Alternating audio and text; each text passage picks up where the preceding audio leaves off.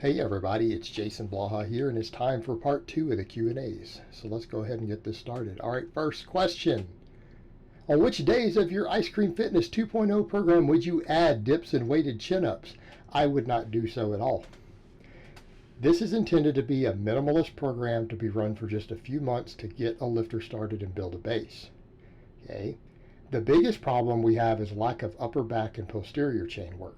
So if anything, the imbalances that you're going to have are going to be in the direction you're trying to push further. Dips are the very last thing I would add. Like, you're going to imbalance a program that's already slightly imbalanced in that direction, even worse. Plus, you're not even going to gain anything from it. You are benching and overhead pressing 3 days a week. You're not going to gain, especially as a novice, you are not going to gain any more muscle from adding extra pressing. You're not. It's ridiculous. As far as the chin-ups go, really, if we were going to add more pulling, we would need more rowing. We would need more upper back work. That is actually a potential weakness of the program.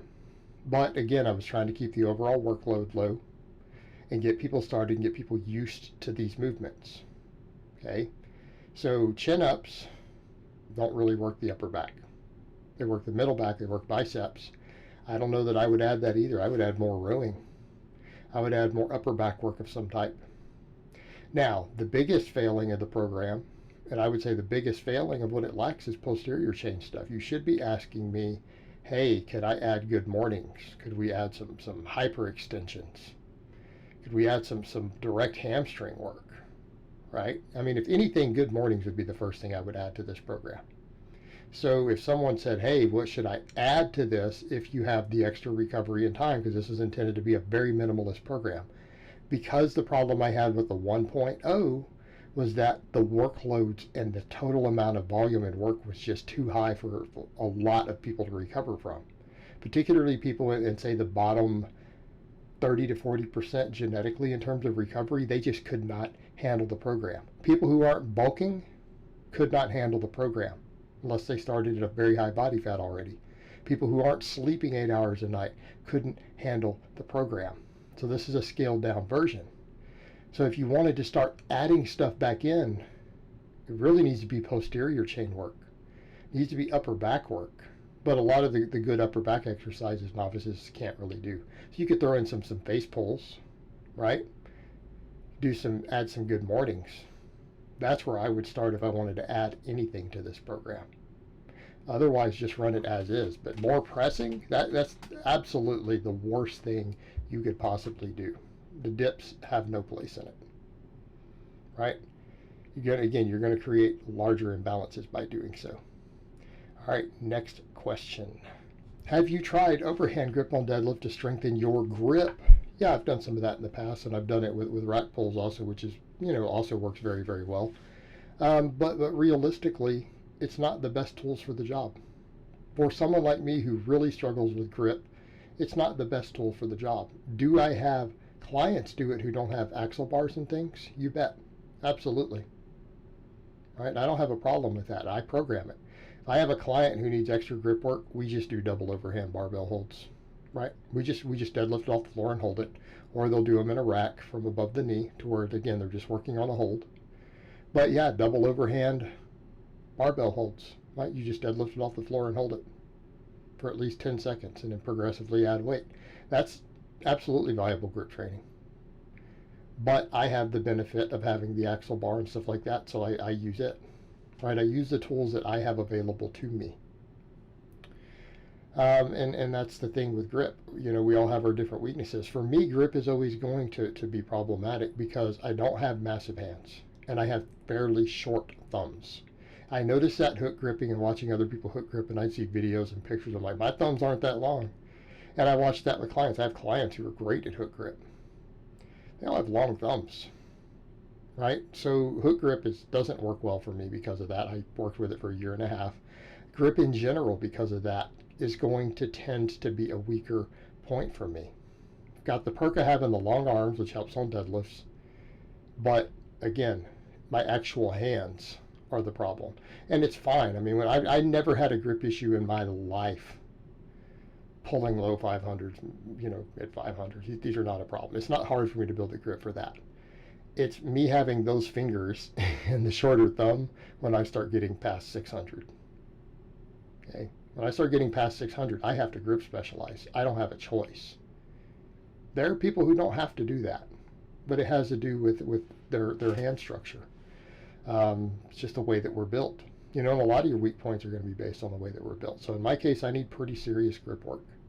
You know, and again, if I wasn't trying to get to such an extreme deadlift, I could probably just do the double overhand grip deadlifts like you're suggesting, and my grip would probably be fine. Like if I just said, hey, you know, I only care about having a 600 deadlift or a 605 or something like that, I could build all the grip strength I would ever need doing exactly what you suggested. Would not be a problem. But my goals are more serious than that. And my grip will be a limiting factor. So I have to use the more intense stuff like the axle bar stuff. And, you know, captains and crush grippers, whatever it is that I have to do. And I've used what you suggested in the past. All right, next question and last question of the week. What is your warm-up routine? Oh, man. Whenever I talk about warm-ups, I bring this topic up, people get really upset. And the reason for that, there are people out there who are almost making a living selling warm-up routines. There are people who are obsessed with warm-up routines and activation and everything else.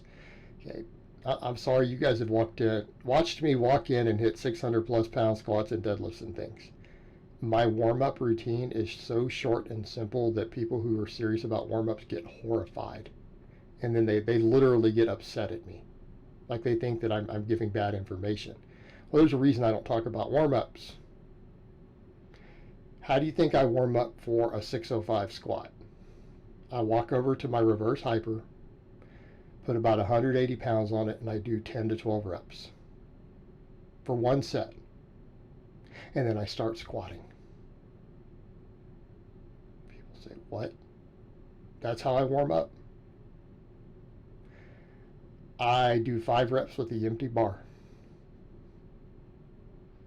I do 5 reps with the empty bar, and then I add a plate and do 1 rep. And then I add another plate and do 1 rep. And then I add another plate and do 1 rep until it starts getting heavy, and then we stop adding individual plates. When we get within 100 pounds of our max, what we think is going to be our max, that's what I do. For work sets, I don't warm up because I've already done a max. So let's say I've done a max squat or a bench or deadlift, and I go to my other work. Why do I need to warm up? I'm already warmed up. I just did a max. So if I'm going to do a 5 or a 10 rep set, the only exception is if I'm squatting and I haven't done another squat. So let's say I didn't box squat, but I'm going to do 5s on a box squat afterwards.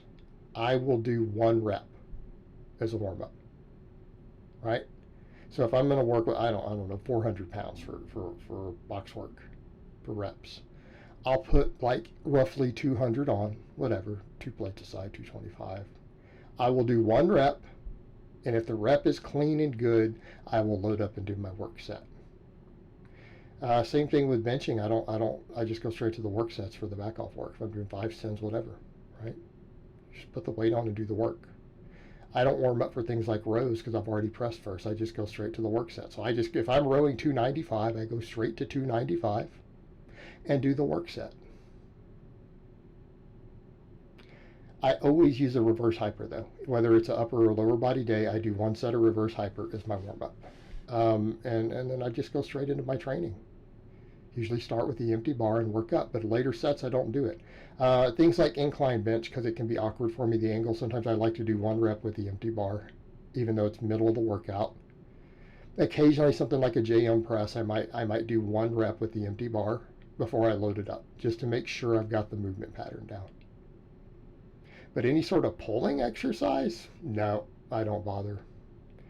I mean, deadlifts, I usually start with 2 plates aside for 1 rep. After I do the reverse hypers, and then I might jump, or I might even do 2 reps with that, right?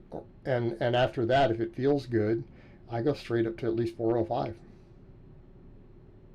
And that's how I train. And I don't get hurt doing that on maxes. I'm one of the least injured people you guys see moving the sort of weights I do at my age. I don't get hurt doing that. It works quite well for me, and I'm happy with it. Doesn't mean that's what I'm telling all of you to do. That's what I do. All right, guys, but that's really all I have to say on that today. I hope it's been informative, and I will talk to you guys next time.